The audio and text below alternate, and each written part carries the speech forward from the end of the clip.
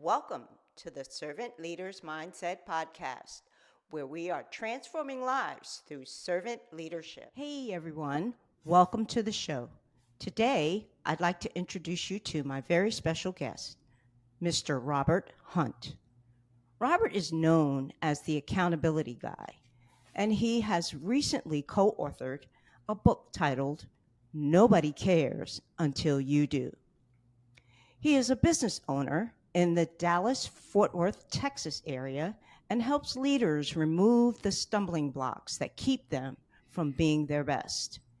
He is an executive coach and has been leading CEO groups in the Dallas Fort Worth area since 2013. Robert has been married 25 years to his beautiful wife, Kathy, and has two adult children. Welcome to the show, Robert. Thank you. And it's 26 years tomorrow. Oh my. Well, I stand corrected. You were right. You were right.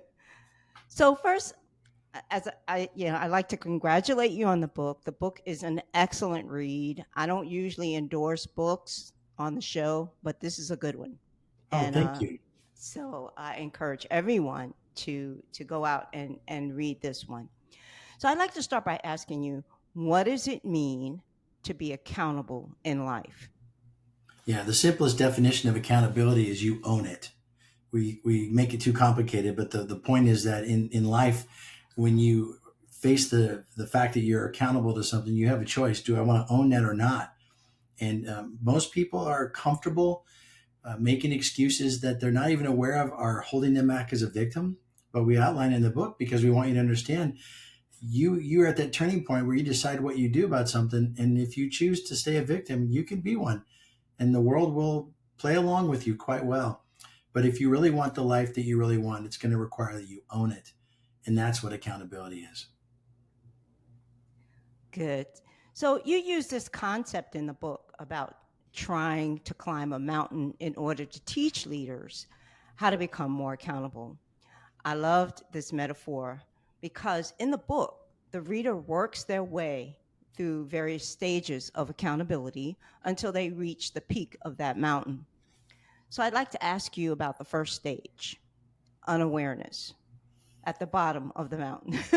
Yeah, What is the price that a person pays if they are unaware of the consequences of their decisions and their behavior? I think the price we pay is not having the life we want. I think we're not aware that we have the power and the freedom to do something about the things that happen to us. And in most people's lives, they just are used to playing a victim role. And that sounds really harsh, but there's no other word for it because you hold yourself back. You look at your situations and immediately you go into victim mode instead of saying, wait, no, that's something I can do something about. And it's a knee jerk reaction to either blame or make excuse or say I can't do something or just wait and hope it gets better, but it doesn't. Instead, what we want to do is look at this and just say to ourselves, nobody cares whether or not I'm fat, broke, unhappy in my marriage, hate my job. Nobody cares unless I care first enough to do something about it. And then when I do and I'm aware and I care and I want something, then there's a plan to go do it. And that's as simple as it is. We've just done it for so long that we're very comfortable. And take any scenario you can think of, and someone will blame or make excuse or just say they can't or wait and hope. And we all look at it like it's normal, but it's wrong. It's dysfunctional. We've missed the opportunity to have the life we really want if we just own it. Interesting. So you go through these various steps. I think there's like 10 or 11 of them. Oh, it's 10 of them, right? And so can you just briefly talk about the steps? What are they? Yeah, sure, sure. So we outline it in the book so that at the beginning you're pretty much unaware. And then all of a sudden you realize there's a mountain there. And then at that point you have a choice. And what people normally do is they blame. And blame just makes us mad at people in the world around us, but it doesn't do anything. Or we make excuses. That's number two. And excuses really just take away the desire to want to do anything about it because it's not our deal. And the third thing we do is we say we can't. But what we really mean when we say I can't is I won't. And we we feel comfortable when I say I can't. Everyone goes, "Oh yeah, what a bummer for you." But if you say you won't, you look weak. I won't do that. Why not? You should do that. So it's a very different tone. But we say I can't. Everyone understands. Yeah, well, I guess you can't. And then the fourth one is we wait and hope. And sometimes that seems wise to wait to give it time. But at the end of the day, at some point, you have to decide this is not right, and I'm done waiting. And that's the turning point where you say to yourself, nobody cares unless I do. And that time is ownership. That's the moment you start your journey towards accountability. And then we have the second half of the book, which is all about how do you acknowledge the reality. We talk about a reality check is like standing naked in front of a 360 mirror. There's nothing to hide, and it's right there in front of you. And so that kind of vulnerability and honesty is what we need when we look at situations, because sometimes we tell a story to ourselves or we lie to ourselves about things, and it's not truth. But if we just keep it to ourselves, we keep spinning it, nobody's going to know. So one of the key tenets of accountability is you have to be vulnerable. You have to be willing to be really truly honest with yourself, but then you have to invite other people into your journey so that they can see your perspective and see what you're working on and support you or challenge you along the way. So once you said nobody cares and you decide to own it and you start going through that process of accountability, you acknowledge reality, you embrace the suck. That's the next chapter, that's the next step, because it's going to suck. The choices that we had to make in our journey to get to a place where we wanted to be was really hard. But life sucks either way. When you play a victim, it sucks. And when you're going through hard times, that sucks. But at least when I'm going towards owning it and having power over my life, there's an end goal that's going to make me very happy versus staying as a victim where I'm always miserable. So you embrace the suck, you find a solution, and then you make it happen. And it sounds really easy and cookie cutterish, but every single thing we deal with in life goes through that journey. Whether you want to be aware of it or not, when it finally comes up, you have to decide how you want to own it, and you go through this path, and it works. We've applied it to our lives, dozens and dozens of big deals and tiny hundreds of little things all the time, and the process is really cool. Excellent, excellent. So I'd like to drill down just a little bit on just a couple of stages that you talk about. In chapter 2, you talk about the blame game. And I feel like, being in work world for so many years, the blame game is a place where a lot of people get stuck Yeah, when it comes to accountability. So, yeah. can you talk a little bit about the brain science of blame and how that influences accountability? Yeah, blame really just makes us angry. And when you look at a lot of things that are going on to you and you blame your boss or you blame your parents who never loved you or you blame your coworkers or you blame your spouse, there's plenty of blame to go around. But again, it's very debilitating because you're stuck. You're in that pattern. You can't do anything about it. And the anger, I see a lot of people angry at their world, angry at so many other things around them instead of just finding out, okay, so maybe they are a jerk. Maybe I do have a bad spouse. Maybe my parents didn't do a good job. But what are you going to do about it? And we always say that life is 10% of what happens to you and 90% of what you do about it. And if you had someone who was a bad person in your life, they deserve some blame. But at the end of the day, it's still your life and you have to live it the rest of your life regardless of their bad behavior. So I think it's debilitating when we have blame. We just feel like we're stuck. But when we are willing to move past the blame, we find that there's a real opportunity on the other side. So, in the book, though, when you talk about the brain science of it all, you also talk about that blaming is a reflex, and we're sort of hardwired in order Yeah. to blame people. It's just kind of a human response. It's a knee jerk So, reaction. Yeah. exactly, and so, but if even if you do that initially, how do you get to the next stage where you, okay, all right, I realize I'm blaming other people. This is a human response, so don't be so hard on yourself. Just realize, okay, it's a human response. Now I need to get to the next stage. Yeah. And um, the way you can help yourself with that is just say, so what? Or now what? Because, yeah, I grew up in a very poor family with a very angry father who I watched him beat my mom and my siblings when I was growing up many times. And I could have grown up to be angry. I could have beat my kids, but I knew that was wrong. And so you make a choice at some point to go, okay, this was a bad thing. And there really truly is blame there. But so what? Now what am I to do? Am I to live the rest of my life as a broken man who doesn't know how to have relationships because of the journey he went on as a child? Or am I going to seek healing? God has healed my heart through so much junk that I've had to go through. I've gone through a divorce, which led to a bankruptcy, which led to problems in trying to raise a child that lives in two homes and all the financial stress that comes with all that. And all the things we go through in life, you can blame that thing as why you're miserable, or you just can go, nobody cares. I got to own this and I got to figure out what I'm going to do going forward. Very good, very good. So in chapter 4, you talk about this whole idea of being overwhelmed. It causes people to give up. Mm, And and so how can people avoid being overwhelmed when they're attempting to reach a goal? You use it as a boulder being in the road or the mountain, and you just see it's just like, I can't do it, it's overwhelming. yeah. How do you get beyond that? We say I can't a lot of times, but we really are saying I won't. And that boulder that's in front of us seems like a really big deal. Everything we ever face seems like a really big deal till we conquer it. But you need to have a little reality check. How many things in your life have you already gone through and successfully lived through? Whether you think you got the outcome you wanted or not, you've already conquered quite a bit. And if you would just list all the things you've accomplished in your life, it really does help you see that you really can do things. When we say I can't, we stop because it's just a boulder in the road. There is no going around it. There's nothing I can do. But the reality is, I can still climb over it. I can go back and go around it. I could blow it up. There's a lot of things, and those may be hard things, but they still are options. One of the reasons why we encourage people to get involved with other people is they help us see things where we've just said, I can't do this, I can't do any further. And that other perspective is very helpful because they're not attached to your journey and your emotions.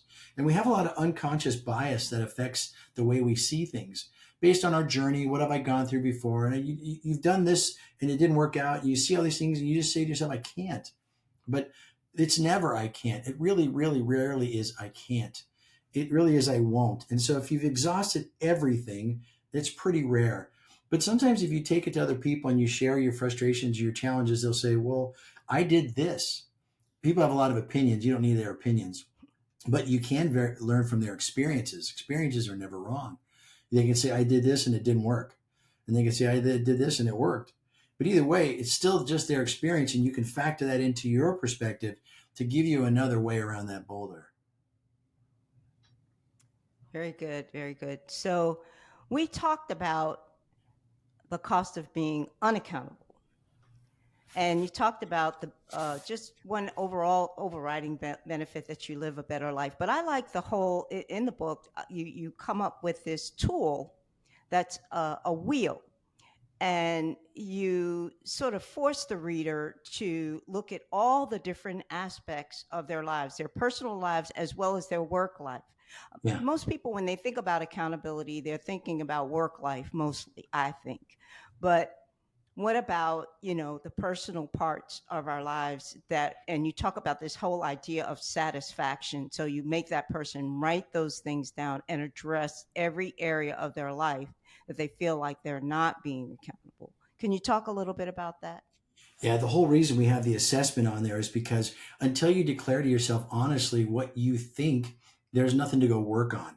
And a lot of times we've settled into just existing in a crappy situation and trying to optimize it instead of actually saying, well, what do I want my life to really be like?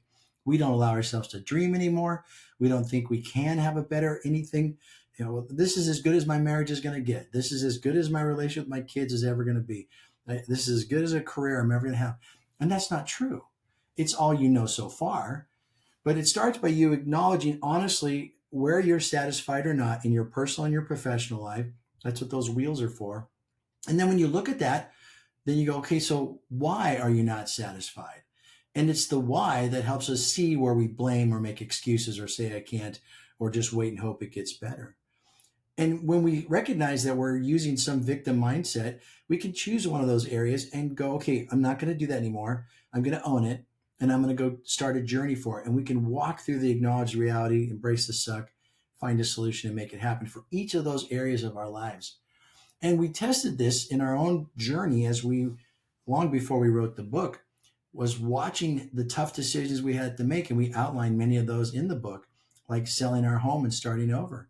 It was a really hard thing to do. It was very humbling to have to admit to the world, hey, we owe $90,000 in debt and we screwed up and we need to start over. And so we went through that whole journey of blame and excuses and saying I can't sell my house. Oh yeah, you can. And we embraced the suck. We acknowledged the reality there was money in the house, and we put the house on the market. And we found a solution, and we made it happen. And so we moved out of our home in March of 2020, paid off all of our debt, and started over right when COVID was shutting down the world. Mm, And the beauty of that was the peace that we had was unbelievable. I mm. didn't realize how much stress I was carrying because of my debt. I mean, I get up and think if I work all day long, I'm still not going to get out of debt. And so, what's the point of even trying? At some point, you don't want to give up. And I think that we get to a place where we get defeated. And so, we need other people who will challenge us and inspire us. But that willingness to put it on a piece of paper makes it real. And vulnerability is what allows you to have accountability. So, if you'll show that sheet of paper to somebody and go, here's my life, here's my career, here's my company. I'm not satisfied here. And then, but this is what I'm going to do. Another principle we talk about in the book is nobody can hold anyone else accountable. You can only hold yourself accountable. So when you showed someone that assessment and say, this is my life, then it's not their job to then babysit you and make you do stuff or keep asking you questions to get you to get it done. But they can walk with you in the journey and they can encourage you. And that will help you in a big way because you'll be able to fight against the lies that come up along the way. Yeah, I like what you said about, in the process of using that wheel, looking at all the aspects of your personal life and your professional life, is that if you just take one issue and you're successful with that, it has a ripple effect throughout, to other parts of your life. Yeah, And I found that to be very, very interesting. And that, it's like you can take it at bite size. You don't have to tackle it all at once. But success in one place actually translates into perhaps success in another area it of your absolutely life. does. And it's up to you. When you do your satisfaction assessment, you might choose to take the worst one. That was our debt. Or you might take the one that's maybe the fifth worst one. But you think like, oh, I'll start this one off and I'll conquer it and I'll feel like I can do more. And then I'll save the worst one for a little bit later down the road. It's totally up to you. It's your journey. But at least you've been honest enough to declare where you're not satisfied and give yourself the chance to do something about it. Very good. So let's pivot a little bit to the workplace and talk about how can leaders help their employees to be more accountable. I know that as a leader, and even also working with other leaders in organizations, mostly in the nonprofit world, but in working with them, how can they help employees to become more accountable in their work? We use assessments like, the annual review and all that, which a lot of times I don't think that's the most effective way, because I think employees need more communication in terms of how well they're doing at specific stages, Yeah. in the workplace, rather than just waiting for that and then surprise, I didn't realize I wasn't, performing. Yeah, So, yeah, yeah. so can you speak to that? How can leaders make employees more accountable? Well, back to what I said earlier, no one can hold anyone else accountable. We can't make them be accountable, but we can create an environment where people want to be accountable. If you have a nonprofit, people volunteer and they give you money and they go and work for you for free and they brag about it and they give you their hearts. Why? Because they believe in it. So if we want to have our employees care about the work they do and be accountable while they're with us at work, we've got to create a place where they feel like they want to be accountable. Part of that is how you model it as the leader. And if you're not modeling accountability, if you say something and don't do it, if you change your mind all the time and you blame people and you make excuses for stuff, you're modeling the behavior you're going to get from your employees. It's that simple. But if you were to say today, okay, and I've been starting to do more Zoom calls where I tell people, if you buy a copy of this book for everyone, I'll jump on a Zoom call with your employees and I'll walk through the book with you. And I've been doing that a lot lately. And the leaders will buy the book, they'll give everyone a copy, and then some people don't read it. Here's a book on accountability and they don't even read it. So that right there tells you there's a problem with accountability in their company. But even though the owner says, okay, we're all going to be accountable from now on, that person has to model it. She has to be the one to say, wait, I'm not doing this. I'm making blame. And I acknowledge that. Let's start over. Let's go back. They have to be vulnerable. They have to invite people in so they can have feedback and guide. You have to listen to your employees and let you know that you're listening to them by the way you respond. So you have this opportunity to create a culture of accountability in your team, but you can't make them any more than you could do it at home. I can't make my kids be accountable. I can't make my spouse be accountable. But if I model accountability in the way I treat them and do things, and I honestly say, wait, I think I'm passing blame here. Let me stop. Let me go back. Let's go back. And I model it. They'll pick it up. They'll feel empowered to start doing it. And we model the behavior we really want. Absolutely. I think that's the most important thing that any leader can do is model the behavior. Yeah. Yeah. It It's certainly is the reason why people don't do it is when you don't model it, you're the reason it doesn't work. And if you ab- have problems in a company, look at the leadership, look at the top. They're the ones who allow it or create it. They're the ones that need to own it first. absolutely. And so now you were talking about leaders developing or setting a culture or developing a culture within an institution or organization. What are some of the top things great CEOs do to engage their teams? Oh, I love this topic. I think my whole journey towards accountability has come from all these years of working with all these business owners and watching those who do it well and those who don't. But in my experience, the things I've seen that are most common to great leaders is they're always learning and they're making decisions and then they own it because you got to make a decision, you got to own it. They're pouring into others and they're driving results. And so things are constantly changing. You always have to be learning. And any leader who says like, well, I know how to make this thing or I'm not good at sales, you have to be good at everything. And I mean, if you're the CEO, you have to be good at everything because cybersecurity and HR law and finance guidelines and manufacturing and cost, and there's all these things. So if you're not constantly learning, you're falling way behind. Then once you learn, you make decisions. Now they're not always perfect decisions, but you own it. You made a bad decision, you own it. That's okay, but I still made the decision. Now I owe the consequences, so I'll fix it. I'll figure out what to do, but I'm still owning it. And through that, when they own it, then they can be able to have the chance to pour into the people around them and say, hey, you're not owning this. You need to think about how you handle this. You can guide and coach them as a leader. That's the big responsibility. Remember, we manage a process, but we lead people. So if you've got things that aren't working well, look at the process, tweak it, adjust it, write it down, document it, train against it.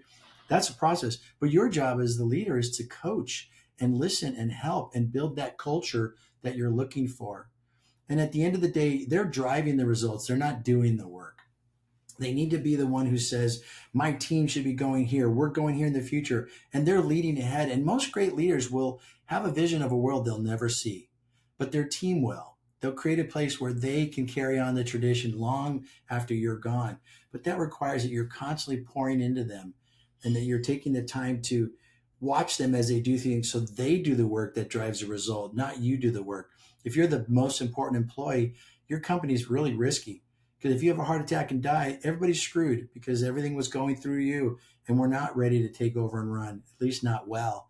So it's that leader's responsibility and opportunity to really drive the results through the team so they're ready to lead.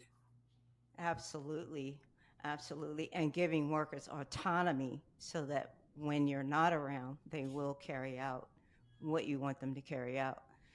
So I'd like to pivot here a bit. And the last time we spoke, you mentioned that you were a man of the Christian faith. Yes. How does your faith inform? And I ask this often, most of my guests, because I'm always curious about the answer. So how does your faith inform how you coach CEOs to become more accountable? I think my faith drives everything I do. I have a relationship with Christ, and because of the forgiveness He's given me and the love I get from God, it drives my behavior. And God has given me a heart to serve leaders. In order to serve them, I have to have difficult conversations. I have to ask them difficult questions. Now, as an executive coach, I never tell people what to do, but I ask them, well, what do you want to do? Well, it doesn't seem like it aligns with what you say you want to do. This behavior isn't congruent with that. So, can you explain that to me? So, I have to ask difficult questions and let them self discover. We as leaders have to let our people self discover. There's more power when people self discover because then they own it. And so God has given me a spirit of discernment where I can see when it feels like someone's not being completely honest with me or candid. And I can go, can you tell me a little more about that? Because that doesn't seem that that seems like you. And um, I have a desire to share the hope that is in me and my faith in Christ with my clients. But it's not a requirement that they share my faith in order to be in my world. I want to be a light to them of the hope that is in me. I want to treat them in a way that mirrors how Christ treats me so that they can be curious and want to know God more through His Son Christ. And so it gives me a chance to serve. It gives me a chance to love them. When you look at my mission statement, it talks about creating a community where people feel loved and cared for. It doesn't talk about having a bunch of money and a bunch of groups. That's the way I go about doing it. That's the tool and the avenue. But the goal is that they feel loved and cared for because these people carry a lot of burden. It's a lot of responsibility to be a CEO of a company. You got hundreds of employees all looking at you like, what do we do next? Where are we going? That's a lot of burden. And so I feel like God's giving me a passion for the serving them and challenging them and encouraging them to have good marriages and to live out their faith just like I do. Even if their faith isn't the same as mine, I still want them to live out their faith. That's really good for your mental health to be true to who you are all day long instead of tucking it away and just visiting it on Sundays. That's not good for your mental health. Yeah, absolutely. So, Robert, I really enjoyed reading your book, and I appreciate you coming on the show to share this information with our audience. Thank you. What is the best way for them to order the book and contact you to learn more about your services? Yes, our website is nobodycaresbook.com. You can order the book there, but it's also available on Amazon and Barnes and Noble and Target and all that stuff. We prefer you buy from us, but wherever you want to get it, because when you go to our website, we want you to get involved, get a part of our community page, contact us, let us know about your journey. We want to know what your satisfaction assessment says and what you're going to work on first. We want to know that. I read every single email and I Hmm. respond to them, and we want to walk the journey with you.